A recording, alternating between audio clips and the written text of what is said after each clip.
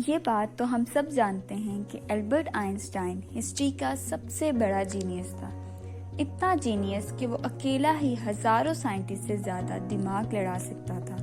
जो चीज़ हम इंसान समझना तो दूर की बात, सोच भी नहीं सकते, वो आइंस्टाइन ने समझी भी, सोची भी और उसको पूरी दुनिया के लिए आसान भी बनाया। एल्बर्ट आइंस्टाइन एक फिजिसिस्ट थे जिन्होंने थ्योरी ऑफ रिलेटिविटी E=mc² और फोटो इलेक्ट्रिक इफेक्ट के लॉज बनाकर पूरी दुनिया को हैरान और परेशान छोड़ दिया था और इसकी वजह से ही इनको नोबेल प्राइज भी नवाजा गया। इनकी एक्स्ट्रा ऑर्डिनरी सोचने और समझने की सलाहियत देखकर लोग समझते थे कि आइंस्टाइन के पास एक स्पेशल ब्रेन है जो हम आम इंसानों से काफ़ी ज़्यादा मुख्तलिफ है। इस बात का खुद आइंस्टाइन को भी अंदाज़ा था। इसी वजह से वो नहीं चाहते थे कि मरने के बाद इनकी बॉडी के किसी भी हिस्से पर रिसर्च की जाए, बल्कि उन्होंने तो ये इंस्ट्रक्शन दे रखी थी कि मरने के बाद इनकी बॉडी को जला दिया जाए। लेकिन फिर वही हुआ जिनका आइंस्टाइन को डर था। 18 अप्रैल 1955 को प्रिंसटन हॉस्पिटल में जब आइंस्टाइन का इंतकाल हुआ तो ऑटोप्सी के लिए यानी मौत की वजह जानने के लिए जो डॉक्टर आया उसने छुपके से आइंस्टाइन का ब्रेन निकाल लिया, क्योंकि उसको ये जानने की क्यूरियोसिटी थी कि दुनिया के सबसे बड़े जीनियस के ब्रेन में आखिर ऐसा है क्या। आइंस्टाइन का ब्रेन चुराने वाले डॉक्टर थॉमस हार्वे थे, जिनको अपने साथ होने वाले अंजाम से ज्यादा इस स्पेशल ब्रेन को स्टडी करने की दिलचस्पी थी। कुछ दिनों के बाद जब प्रिंसटन हॉस्पिटल को डॉक्टर हार्वे की इस हरकत का पता चला तो उनको अपनी जॉब से हाथ धोना पड़ा। लेकिन डॉक्टर हार्वे आइंस्टाइन के बेटे हैंस अल्बर्ट से जैसे तैसे करके ये परमिशन लेने में कामयाब हो गए कि वो उसके बाप के स्पेशल ब्रेन के अंदर छुपे राजों से पर्दा उठाकर उसको दुनिया के सामने लाना चाहते हैं। इस दिन के बाद से शुरू हुआ इस स्पेशल ब्रेन का एक लंबा तरीन सफर। डॉक्टर हार्वे एक पैथोलॉजिस्ट थे जो सिर्फ पोस्टमार्टम करना जानते थे। ये उनका सिर्फ ख्याल था कि वो इतने बड़े जीनियस के ब्रेन पर रिसर्च कर पाएंगे। अब कंडीशन ये थी कि डॉक्टर हार्वे प्रिंसटन हॉस्पिटल की जॉब से भी हाथ धो बैठे थे और अपने पैथोलॉजिस्ट का ओहदा भी।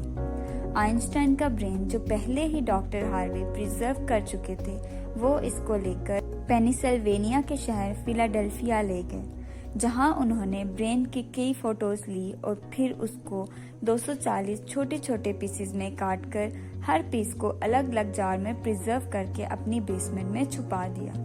इसी मसले को लेकर डॉक्टर हार्वे का अपनी बीवी के साथ कई बार झगड़ा होता था, क्योंकि उनकी बीवी अक्सर ये धमकी देती थी कि वो ब्रेन को उठाकर कहीं फेंक देगी। एक दिन झगड़ा इतना बढ़ गया कि दोनों मियाँ बीवी को डाइवोर्स लेकर अलग अलग रहना पड़ा और डॉक्टर हार्वे ब्रेन लेकर कैंसस के शहर विचिता चले गए। वहाँ वो एक बायोलॉजी टेस्टिंग लैब में मेडिकल सुपरवाइजर की नौकरी करने लगे और यहाँ वो अपने फारिग टाइम में आइंस्टाइन के ब्रेन पर होप स्टडी करने की कोशिश करते।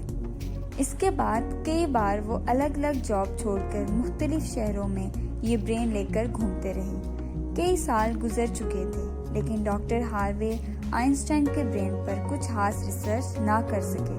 उल्टा उनका मेडिकल लाइसेंस ही कैंसिल कर दिया गया और नौबत यहाँ तक आ गई कि उनको एक प्लास्टिक की फैक्ट्री में जॉब स्टार्ट करनी पड़ी।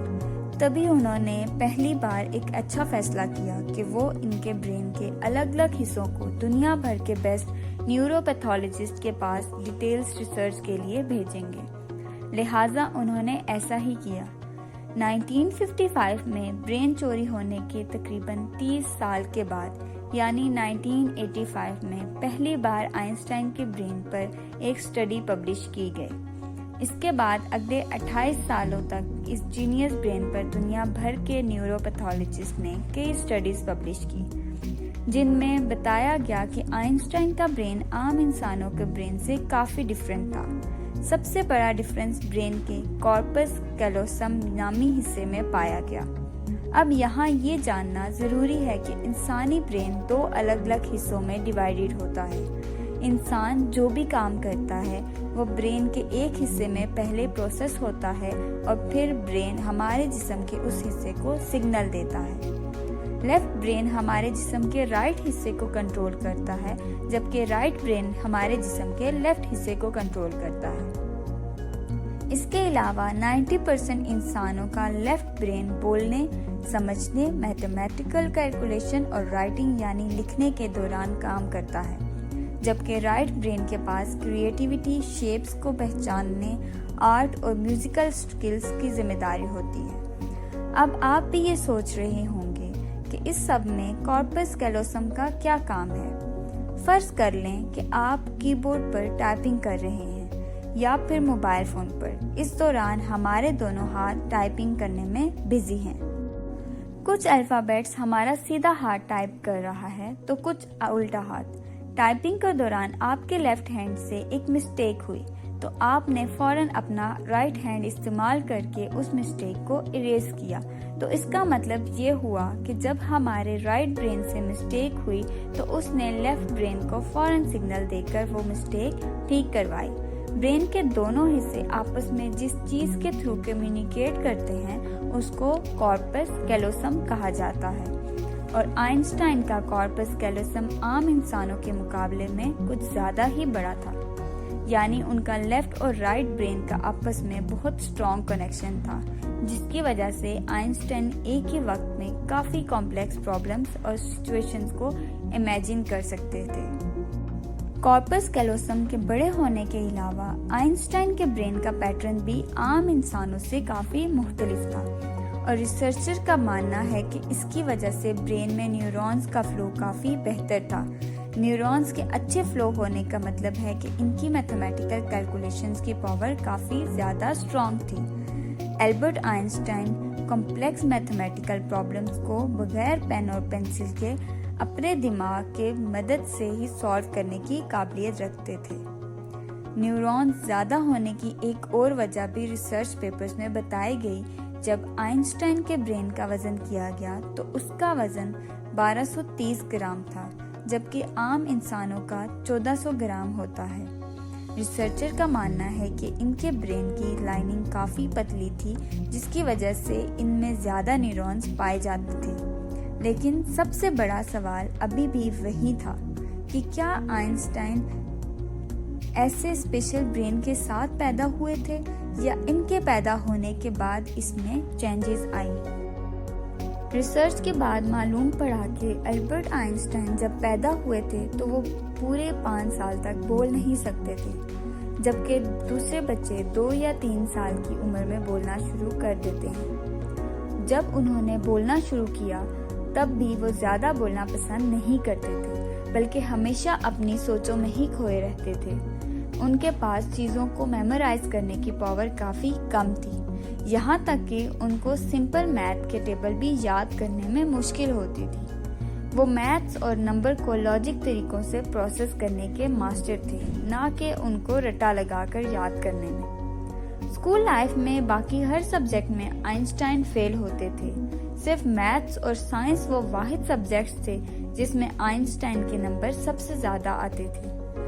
जब अल्बर्ट आइंस्टाइन 12 साल के थे तब एक फैमिली टीचर अपनी ज्योमेट्री की बुक इनके पास भूल गए। हैरत अंगेज तौर पर ये सिर्फ एक ही दिन में आइंस्टाइन वो पूरी बुक पढ़कर अपने ज्योमेट्री के कॉन्सेप्ट क्लियर कर बैठे।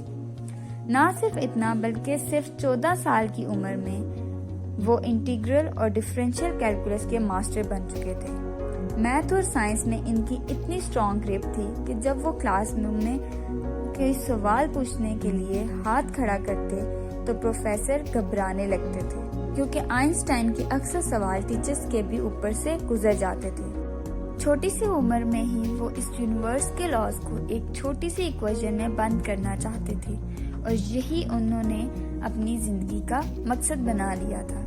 26 साल की उम्र में आइंस्टाइन ने 4 रिसर्च पेपर्स पब्लिश करके पूरी दुनिया को हैरान कर डाला और इसी वजह से उनको पीएचडी डिग्री और ह्यूमैनिटी के लिए पहला किरदार अदा करने की सूरत में नोबेल प्राइज से भी नवाजा गया। इसका अंदाजा आप सिर्फ इस बात से लगा लें कि आज भी आइंस्टाइन की उन थीसिस की बिना साइंस बिल्कुल अधूरी है। कई डॉक्टर्स और साइंटिस्ट ने ये नतीजा निकाला कि आइंस्टाइन का ब्रेन उनके पैदा होने के बाद स्पेशल बना था, जिसकी सबसे बड़ी वजह ये थी कि जब उनको अपने सवालों का कोई जवाब नहीं मिलता था तो वो खुद अपने दिमाग की मदद से जवाब तलाश करना स्टार्ट करते थे। छोटी उम्र में ही ऐसे करने से उनका ब्रेन उसी हिसाब से डेवलप होता गया।